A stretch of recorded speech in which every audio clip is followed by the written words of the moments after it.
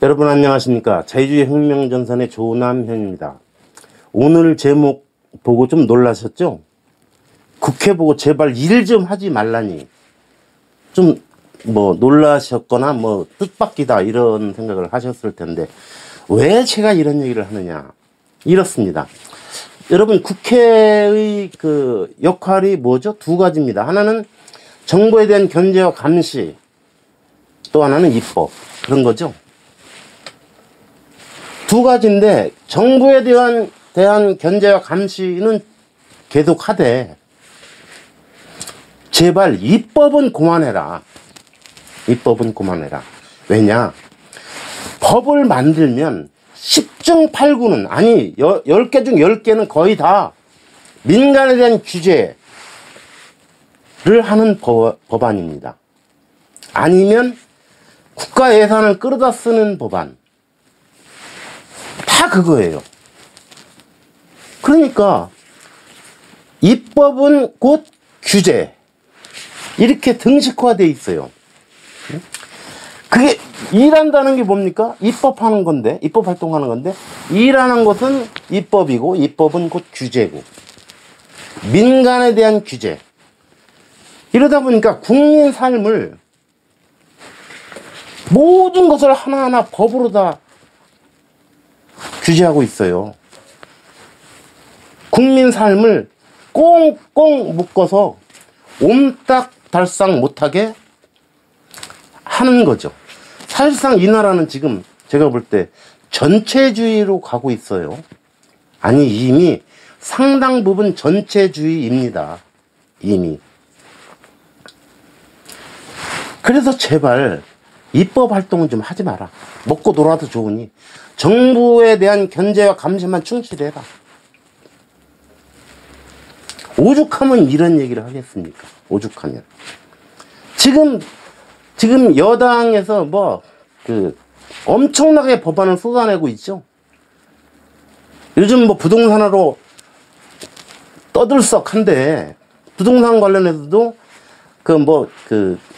각종 세금 높이고 이런 것도 있지만, 제가 또 하나 눈여겨보는 게 이른바 임대차 3법이라고 하는 겁니다. 그러니까 임대인이 임차인에게, 지금까지는 임대 계약 기간이 2년으로 돼 있었는데, 이걸 9년까지 늘리고 또는 무한정으로 늘리자는 거죠. 임차인이 별 하자가 없는 한 내보내지 못하게 만든다는 거죠. 그리고 임대료도 연 5% 이상 높일 수 없다, 이렇게 만드는 겁니다. 그런데 이게 임차인에게 좋을까요? 그렇지 않습니다. 그리고 연 5%로 제한한다는 것이 어떻게 보면 가이드라인으로 작용해서 연 5%씩 올릴 수도 있어요. 왜? 나중에 또 어떻게 될지 모르니까 연 5% 이하라고 했으니까 5%까지 올려야지. 그런데 지금 임대인으로서는 5% 올릴 생각도 없고, 그냥 가면 되는데, 이렇게 재산권을 침해하니까, 그래? 그렇다면 연 5%라도 올려야지 해서 임차인, 임대인 생각지도 않게 연 5% 임대료가 올라갈 수도 있고, 심한 경우 미리 왕창 올려버리는 겁니다. 미리. 왜? 나중에 못 올릴 거니까 미리 왕창 올려버리는 거예요. 소급 입법 하겠다고 하는데 미리 왕창 못 올리게 빨리 법을 정하고, 미리 왕창 올린 것도 다 무효로 하고, 소급 입법은 위헌이죠. 그러면 결국 그것은 위헌이 됩니다. 그러면 결국 임대료만 엄청 높여놓게 될 거예요. 그래서 임차인들에게 이게 좋은 일이 아니라는 겁니다. 임대인들의 재산권을 침해하는 게 임차인들을 보호하는 것 같지만, 이게 가장 전형적인 포퓰리즘입니다. 임차인들을 도와주는 게 아니에요. 15년 전인가 10 몇 년 전에 16대 국회인가요? 제가 이제 기억하는 게 지금 그런데, 그때 상가 임대차 보호법이라는 게 만들어졌습니다. 상가 임대차 보호법. 당시 기준으로 서울 같은 경우에는 그 보증금 플러스 월세가 2억 미만인 상가, 말하자면 영세 상가를 보호하겠다는 취지로 상가 임대차 보호법을 만들었습니다. 그래서 5년 동안 임대료를 못 올리게 만들고 뭐 이런 식이에요. 그러니까 어떤 일이 벌어졌느냐? 자살 소동이 벌어졌습니다. 왜 그랬을까요? 자, 임차인 입장에서 봅시다. 임차인 입장에서 여러분, 외국에는 없이 우리나라에만 있는 게 있죠. 법적으로는 보호를 받지 못하지만 권리금이라는 게 있습니다. 권리금은 이 상인이, 임차인이 거기서 이제 장사를 하기 위해서 시설 투자도 하고, 그 다음에 장사를 하면서 일정한 상권을 형성하고 하는 그거에 대한 대가입니다. 다른 사람한테 넘길 때 권리금을 받습니다. 권리금은 주인하고는 상관없어요. 건물주하고는. 그런데 건물주 입장에서 앞으로 못 올린다고? 임대료를 앞으로 5년 동안 못 올린다고? 그래? 그러니까 계약기간이 만료된 경우에는 임대인이 나가주세요. 계약기간 만료됐습니다. 임차인으로서는 마른 하늘의 날벼락이죠. 갑자기 여태까지 내 권리금, 이 사람도 여기 들어올 때 권리금 내고 들어왔어요. 권리금도 못 챙기고 자기가 시설 투자해놓은 거, 상권 형성한 거, 이거 다 포기하고 나가야 되니 이 사람이 얼마나 큰 손실을 입겠습니까? 그렇다고 어떻게 합니까? 나가라는데. 계약기간 끝났다는데. 그러니까 자살 소동이 벌어진 거예요. 실제 자살까지는 안 했지만. 그런데 또 이 재산권 침해를 받게 된 건물주는 나가주세요가 아니라 계약한 발로 뛰면 또 다른 대안이 뭐죠? 5년 동안 올릴 걸 한꺼번에 다 올려버리는 겁니다. 왜? 5년 동안 못 올릴 거니까. 역시 임차인으로서는 마른 하늘의 날벼락인 건 마찬가지입니다. 자, 이처럼 영세 상가를 보호한다는, 그 상인들을 보호한다는 미명 아래 상가 임대차 보호법을 만들었는데요. 그게 오히려 임차인들을 수렁에 빠뜨린 격이 돼버린 겁니다. 여러분, 그래서 특정 대상을, 제가 전에도 한번 그런 말씀을 드렸지만, 특정 대상을 위한다는 정치인, 그런 정치 공약 또는 그런 정책 다 믿지 마십시오.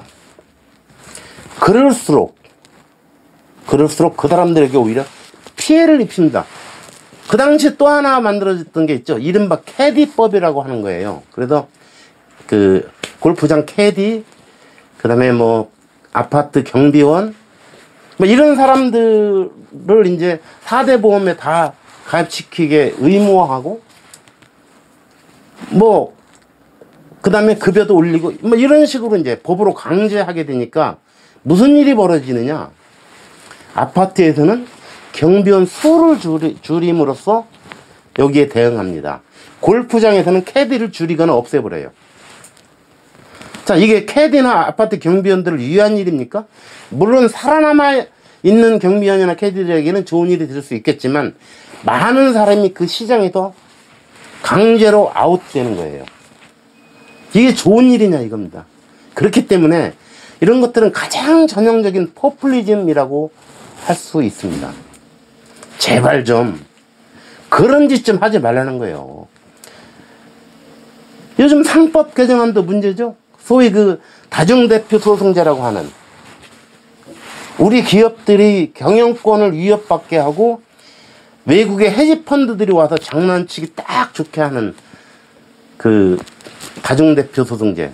즉 모기업이 있고 말하자면 계열사가 있으면, 자회사가 있으면 모기업 주주가 자회사의 임원을 상대로 소송을 제기할 수 있다 이겁니다.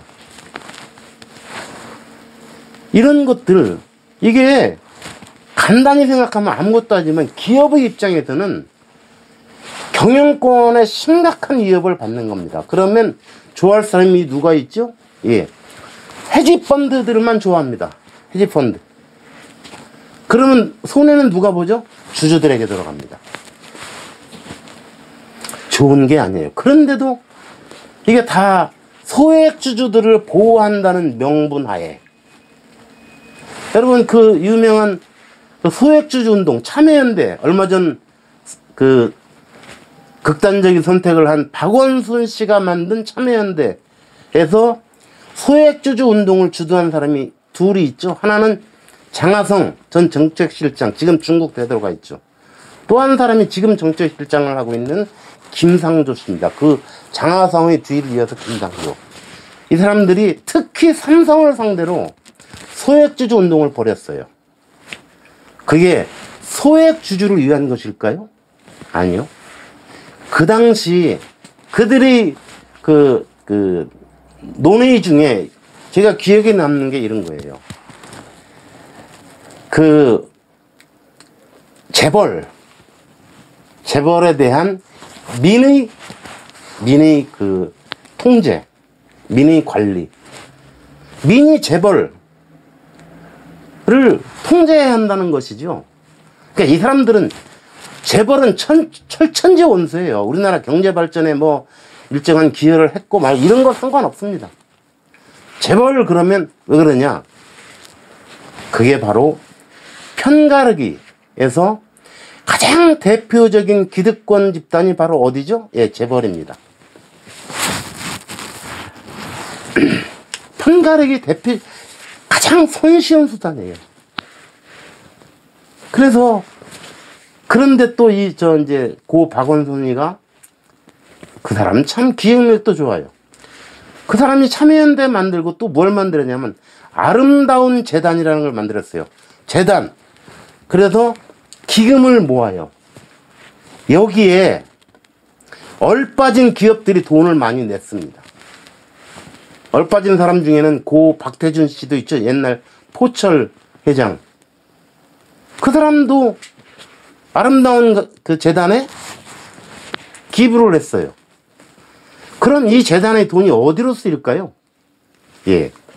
운동권의 말하자면 그 활동 그 자금이 된 거죠. 아무튼 그런 소액주주 운동을 벌이고 하는 것들이 다 명분은 소액주주들을 위한 것이었지만 실은 아니었다. 편가르기였다. 지금 민주당에서 쏟아내고 있는 법안들도 마찬가지입니다. 다 이게 인기 영합주의고 편가르기이고 다 이렇습니다. 그러니 입법 활동 좀 하지 마라. 그냥 놀고 먹어도, 그리고 월급 챙겨가도 뭐라고 안 할 테니까 제발 일 좀 하지 마.